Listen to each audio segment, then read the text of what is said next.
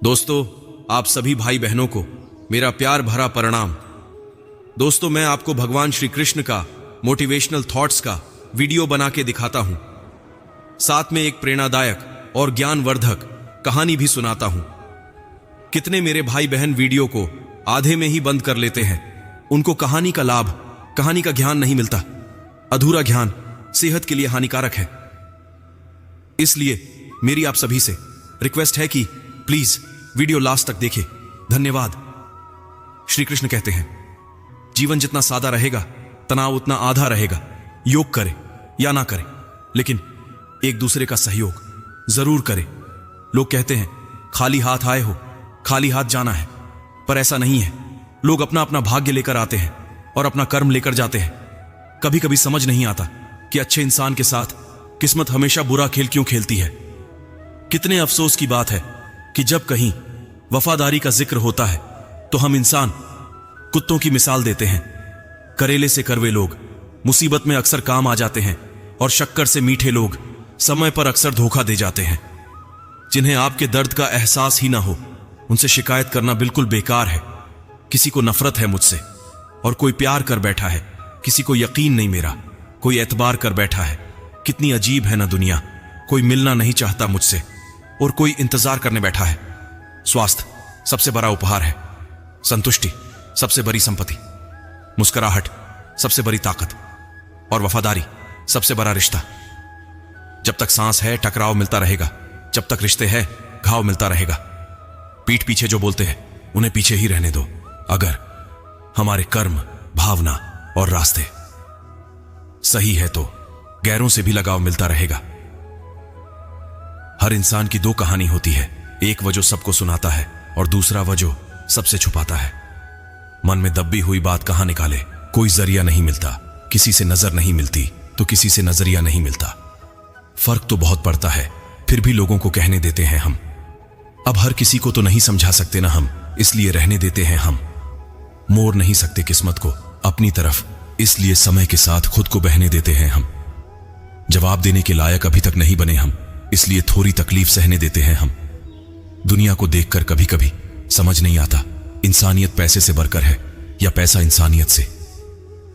जिंदगी एक अभिलाषा है, क्या गजब की परिभाषा है। जिंदगी क्या है मत पूछो, संवर गई तो तकदीर और बिखर गई तो तमाशा।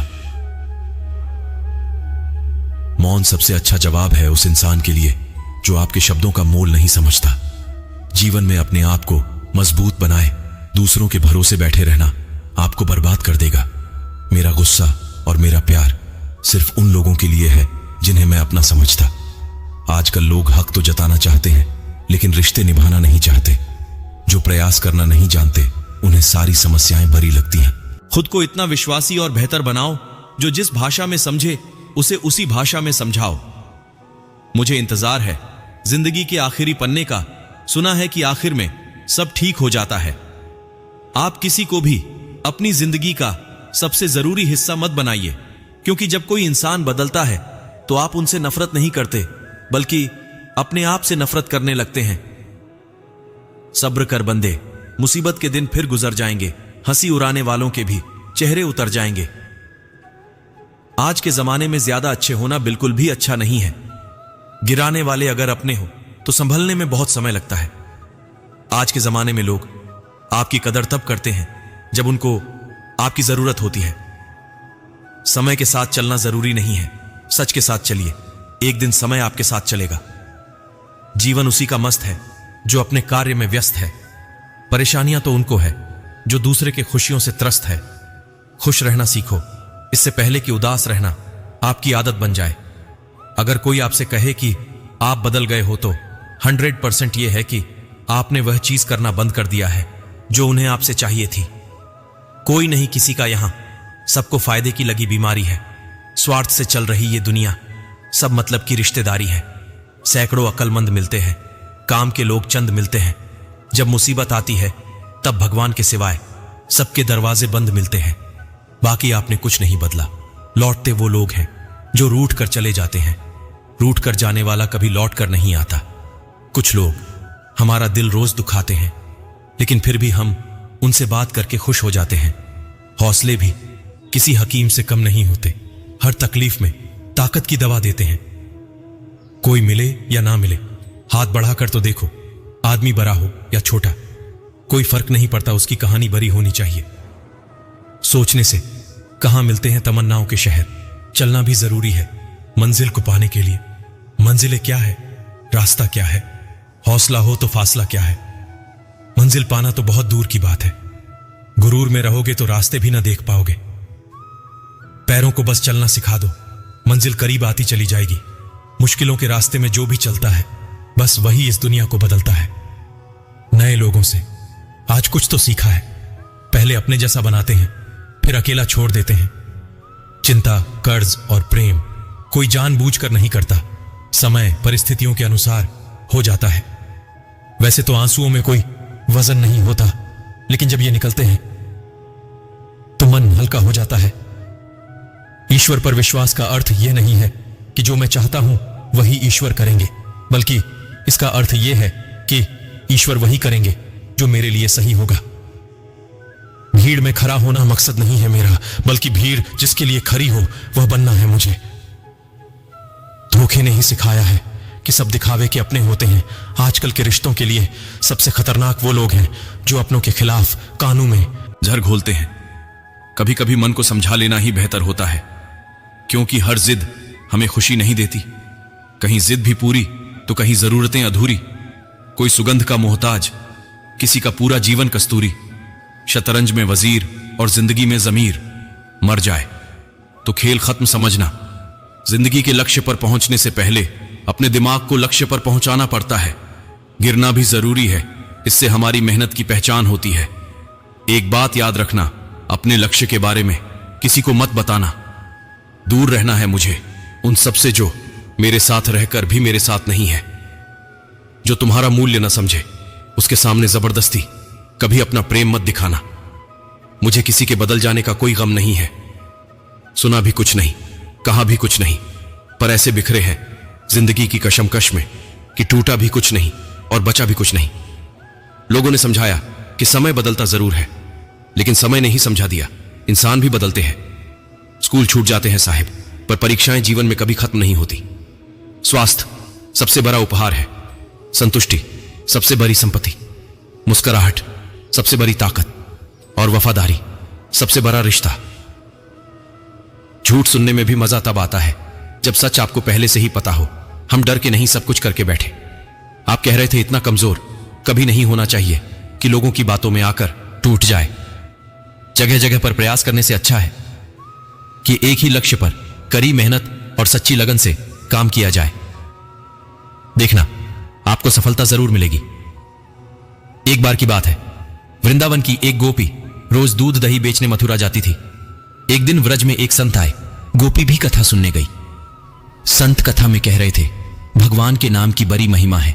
भगवान का नाम लेने मात्र से बड़े बड़े संकट भी टल जाते हैं। नाम तो भव सागर से तारने वाला है। यदि भव सागर से पार होना है तो भगवान का नाम कभी मत छोड़ना। कथा समाप्त हुई। गोपी अगले दिन फिर दूध दही बेचने चली। बीच में यमुना जी की नदी थी। गोपी को संत की बात याद आई। संत ने कहा था, भगवान का नाम तो भव सागर से पार लगाने वाला है। जिस भगवान का नाम भव सागर से पार लगा सकता है, तो क्या उन्हीं भगवान का नाम मुझे इस साधारण सी नदी से पार नहीं लगा सकता? ऐसा सोचकर गोपी ने मन में भगवान के नाम का आश्रय लिया। भोली भाली गोपी यमुना जी की ओर आगे बढ़ गई। अब जैसे ही यमुना जी में पैर रखा तो लगा मानो जमीन पर चल रही है, और ऐसे ही सारी नदी पार कर गई। पार पहुंचकर बड़ी प्रसन्न हुई और मन में सोचने लगी कि संत ने तो ये तो बड़ा अच्छा तरीका बताया पार जाने का। रोज रोज नाविक को भी पैसे नहीं देने पड़ेंगे। एक दिन गोपी ने सोचा कि संत ने मेरा इतना भला किया, मुझे उन्हें खाने पर बुलाना चाहिए। अगले दिन गोपी जब दही बेचने गई तब संत से घर में भोजन करने को कहा। संत तैयार हो गए। अब बीच में फिर यमुना नदी आई। संत नाविक को बुलाने लगा तो गोपी बोली, बाबा नाविक को क्यों बुला रहे हैं? हम ऐसे ही यमुना जी में चलेंगे। संत बोले, गोपी कैसी बात करती हो? यमुना जी को ऐसे ही कैसे पार करेंगे? गोपी बोली, बाबा आपने ही तो रास्ता बताया था। आपने कथा में कहा था, कि भगवान के नाम का आश्रय लेकर जेठ भव सागर से पार हो सकते हैं। तो मैंने सोचा, जब भव सागर से पार हो सकते हैं तो यमुना जी से पार क्यों नहीं हो सकते। और मैं ऐसा ही करने लगी। इसलिए मुझे अब नाव की जरूरत नहीं पड़ती। संत को विश्वास नहीं हुआ। बोले, गोपी तू ही पहले चल, मैं तुम्हारे पीछे पीछे आता हूं। गोपी ने भगवान के नाम का आश्रय लिया और जिस प्रकार रोज जाती थी वैसे ही यमुना जी को पार कर गई। अब जैसे ही संत ने यमुना जी में पैर रखा तो झपाक से पानी में गिर गए। संत को बड़ा आश्चर्य हुआ।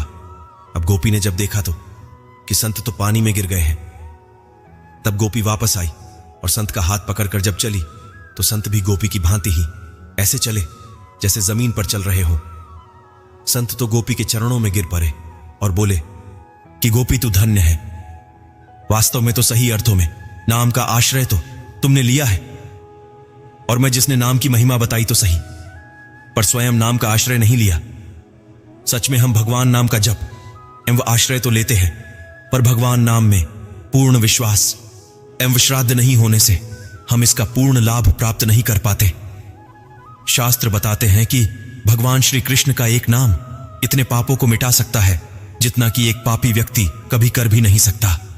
अतएव भगवान नाम पे पूर्ण श्रद्धा एवं विश्वास रखकर हृदय के अंतकरण से भाव विहल होकर जैसे एक छोटा बालक अपनी मां के लिए बिलखता है, उसी भाव से सदैव नाम प्रभु का सुमिरन एवं जप करे। ईश्वर की आराधना संपूर्ण दोषों को नष्ट कर देती है।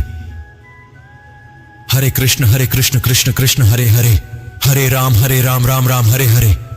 दोस्तों, ये कहानी, ये वीडियो आपको अच्छा लगा हो तो प्लीज आप मेरे चैनल को सब्सक्राइब करें, बेल आइकन को प्रेस करें, वीडियो को लाइक शेयर करें।